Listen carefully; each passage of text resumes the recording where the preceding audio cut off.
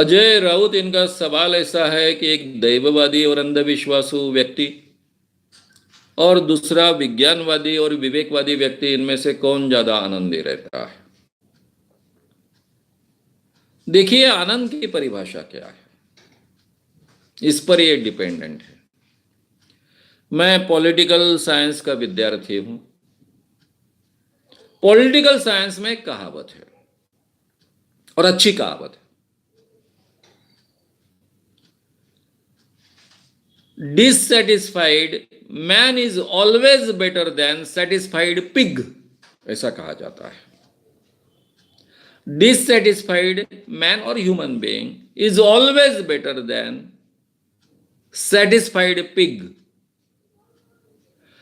समाधानी सुअर के बजाय असमाधानी इंसान ज्यादा बेहतर है, ये वो कहावत है। यानी अज्ञान में कई लोगों को सुख है। हमारे यहां हमेशा यह सवाल पूछा जाता है कि कम से कम 1,500-2,000 साल तक ये चातुर्वर्ण व्यवस्था, ये अस्पृश्यता क्यों टिकी रही? अब अस्पृश्यता 1,500-2,000 साल से थी नहीं थी, इसके बारे में चर्चा हो सकती है, डाउट हो सकता है। लेकिन चातुर्वर्ण व्यवस्था इतनी पुरानी है, इसके बारे में तो कोई डाउट नहीं है। शायद अस्पृश्यता बाद में उसमें आई हो, लेकिन ये इतनी अन्यायकारक ये व्यवस्था क्यों टिकी रही? इसके पीछे का कारण क्या है? तो हमारी कुछ मान्यताएं धीरे धीरे उसमें से बनते गए। भाई, इस जन्म में तो शूद्र क्यों है? गए जन्म का पाप पुण्य, गए जन्म में मैंने पाप किया इसलिए शूद्र पैदा हुआ। वो ब्राह्मण जाति में क्यों पैदा हुआ? क्योंकि उसने गए जन्म में पुण्य कर्म किया है, इसलिए वो हमारा स्वामी है, हम पर राज करता है, उसकी आज्ञा के अनुसार हमको चलना पड़ता है। इस जन्म में मैं अपना कर्तव्य अगर ठीक ढंग से निभाऊंगा, पुण्य कर्म जोड़ूंगा, शायद अगले जन्म में मुझे अच्छा जन्म मिलेगा। ये जो कर्म विपाक सिद्धांत है, दैववाद है, इसी के आधार पर ये इतनी अमानुष व्यवस्था इतने सालों तक टिकी रही। इस व्यवस्था को उखाड़ फेंकने के लिए सभी सामाजिक पुरुषों को, चाहे वो ज्योतिबा फुले हो, सावित्रीबाई फुले हो, शाहू जी हो, अंबेडकर जी हो, चाहे महात्मा गांधी हो, सबको ये दैववादी, चाहे विवेकानंद हो, चाहे सावरकर हो, प्रबोधनकार ठाकरे हो, इन सबको ये दैववादी मानसिकता हमारे समाज में से खत्म करनी पड़ी।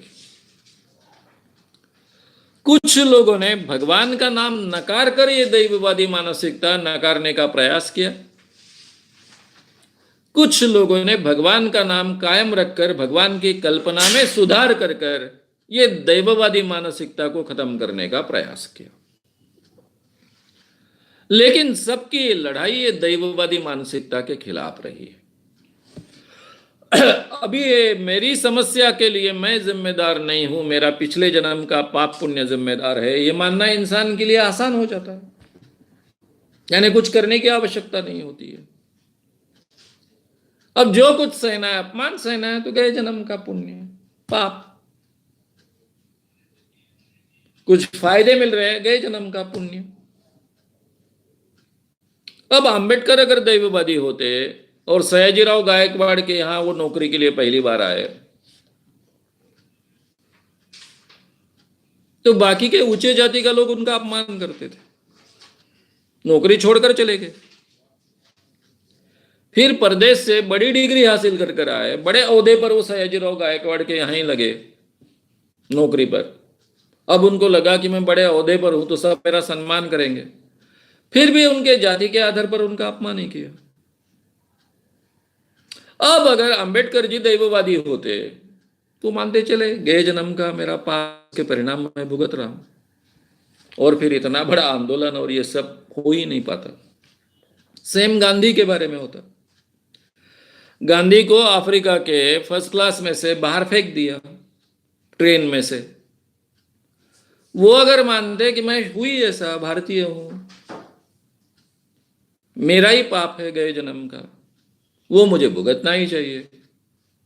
तो ना उन्होंने अपना व्यक्तिगत अपमान एक राष्ट्र का अपमान बना लिया होता, ना संघर्ष किया होता, ना हिंसा का तत्वज्ञान वहां पलता फूलता, ना उनके हाथ में एक सत्याग्रह जैसा ताकतवर शस्त्र आता, और ना उसका वो भारत में उपयोग कर पाते, और ना आज भारत में लोकतंत्र होता। अंग्रेज छोड़कर भी जाते तो यहाँ अलग अलग राजाओं का राज होता भारत। ये तो स्वतंत्रता आंदोलन ने नींव डाली लोकतंत्र के इस देश में, इसलिए यहाँ लोकतंत्र है। तो ये हमने कभी भूलना नहीं चाहिए। तो इसलिए हम देखेंगे कि जो दैववादी लोग होते हैं, धार्मिक लोग होते हैं, वे भी आनंद में रह सकते हैं, सब अन्याय सहने के बावजूद आनंद में रह सकते हैं, क्योंकि वो उनकी मानसिकता अगर बन गई वैसी, ठेबिले अनंते तैसे चिरावे, जैसा भगवान ने रखा है वैसा ही रहना है। चित्ती असोद्यावे समाधान, जिस भी अवस्था में है उसमें समाधान रहना चाहिए। यह साइकोलॉजिकली बहुत अच्छा वाक्य है, चित्ती असोद्यावे समाधान, यानी हमारे मन में हमेशा समाधान होना चाहिए। यह साइकोलॉजिकली बहुत अच्छा वाक्य है, बहुत बेहतर वाक्य है, बहुत बेहतर तत्वज्ञान है। लेकिन ठेबिले अनंते तैसे चिरावे, भगवान ने जैसे रखा है उस अवस्था में रहना चाहिए। यह बहुत ही भयानक वाक्य है, बहुत ही भयानक तत्वज्ञान है। इसमें का आधा हिस्सा भयानक है। और इंसान में यह सामर्थ्य होता है कि हर अवस्था में वो आनंदी रह सकता है, हर स्थिति में वो आनंदी रह सकता है। इसलिए सुअर की अवस्था में आनंदी रह सकता है इंसान,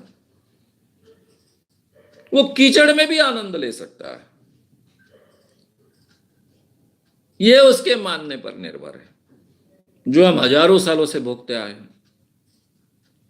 अगर ये हमें असंतोष नहीं, ये नहीं, हमें ये समाधान नहीं होता तो इतने सालों तक ये अन्याय हम सहन नहीं करते। इसलिए जो बुद्धि प्रामाण्यवादी है, विज्ञानवादी है, रैशनल है, वो भी अगर उसके एटीट्यूड्स करेक्ट नहीं रहेंगे, बहुत रैशनल है लेकिन एटीट्यूड्स करेक्ट नहीं है, क्या करे? उसको मालूम है कि ये देश की अर्थव्यवस्था इतनी गंदी क्यों है, मेरे व्यवसाय क्यों डूब रहे हैं, तो गलत प्रधानमंत्री हमने चुना है। इस प्रधानमंत्री को अर्थव्यवस्था की कोई समझ नहीं है। डीमोनेटाइजेशन जो उसने पहले गड्ढे में डाल दी और बाद में और गड्ढे में डाल ही रहा है, और पूरा देश बेचने को निकाला है। इस कारण मेरी अर्थव्यवस्था में यह हाल है। ये समझ में आने के बाद में वो ज्यादा अस्वस्थ हो जाएगा अगर उसके करेक्ट एटीट्यूड्स नहीं है। अगर एटीट्यूड्स करेक्ट है तो उसके समझ में आएगा कि भाई मैं केवल अस्वस्थ होने के कारण, केवल चिंताग्रस्त होने के कारण, केवल मैं अपने मन ही मन अपने आप को गालियां देने के कारण तो ये परिस्थिति में सुधार होने वाला नहीं है। इस अवस्था में भी मैं आनंद में रहकर जो करना है, मेरा कर्तव्य है, वो कर्तव्य मैं करूंगा। ये अगर उसके एटीट्यूड्स है तो एक विज्ञानवादी आदमी, एक रैशनल आदमी उस अवस्था में भी बहुत आनंदी रह सकता है। मेरे दुखी होने से तो कोई परिवर्तन नहीं होने वाला है। परिवर्तन करने के लिए मुझे प्रयास करना पड़ेगा, बाकी लोगों को भी इस प्रयास के साथ में जोड़ना पड़ेगा। और ये प्रयास मैं कर रहा हूं, इसका भी मैं आनंद ले सकता हूं, इसलिए उस अवस्था में भी मैं आनंद से जी सकता हूं। इसलिए आनंद की अवस्था एक अलग अवस्था है। सैटिस्फाइड पीक की भी अवस्था आनंद की अवस्था हो सकती है, और ह्यूमन बीइंग की भी आनंद की अवस्था हो सकती है। तो हमने सैटिस्फाइड पीक के अलावा सैटिस्फाइड ह्यूमन बीइंग की अवस्था हमने स्वीकारनी चाहिए। उसमें सैटिस्फाइड ये शब्द मैं नहीं रखूंगा, आनंद को अलग करूंगा और सेटिस्फैक्शन को अलग करूंगा। यानी मैं अपना कर्तव्य कर रहा हूं, इसके बारे में मैं समाधानी हूं, लेकिन समाज में जो चल रहा है उसके बारे में मैं पूरी तरह से समाधानी नहीं हूं। उसमें मैं बदलाव चाहता हूं, उसके लिए मैं प्रयास भी कर रहा हूं, और ये प्रयास कर रहा हूं इसलिए मैं समाधानी नहीं। इस ढंग का एटीट्यूड इंसान स्वीकार सकता है। इसलिए विज्ञानवादी व्यक्ति, रैशनल व्यक्ति भी बहुत आनंदी रह सकता है, और मैं खुद उसका उदाहरण हूँ। मैं हमेशा आनंदी रहता हूँ, मुझे किसी भी बात का कोई दुख नहीं होता है, लेकिन परिस्थिति को मैं तटस्थता से समझता भी हूँ और उसके बारे में जो बोलना आवश्यक है, करना आवश्यक है, वो करने की कोशिश भी करता हूँ। आनंद ये हमारी दिमाग की अवस्था है। हिप्पोक्रेटस ने 2400 साल पहले कहा कि हमारा आनंद और दुख हमारे दिमाग में से निर्माण होता है, हमारे मानने पर और न मानने पर है। कम से कम हमारी शारीरिक आवश्यकताएं पूरी होने के बाद तो भी आनंद और दुख ये हमारे ब्रेन का हिस्सा होता है। हमें खाने को ही नहीं मिलेगा, भूखा ही रहना पड़ेगा, तो बात अलग है।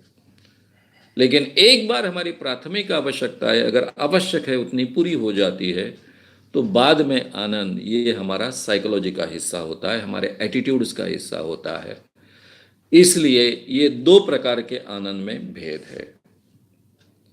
अंधविश्वासी आदमी भी आनंदी रह सकता है और समझ बूझकर रैशनल बना हुआ विज्ञानवादी आदमी भी आनंदी रह सकता है, लेकिन दोनों के आनंद में जमीन आसमान का फर्क है। एक का आनंद अज्ञान के साथ में है, दूसरा आनंद ज्ञान के साथ में है।